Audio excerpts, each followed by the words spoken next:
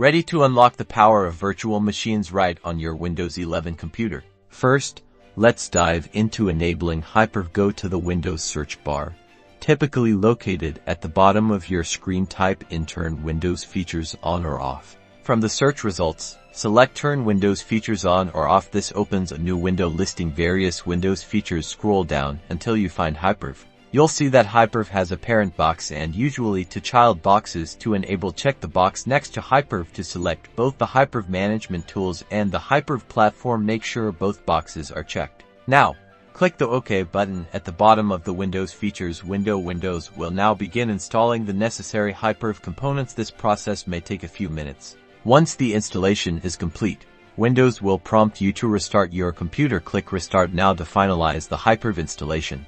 After your computer restarts, Hyper-V is enabled.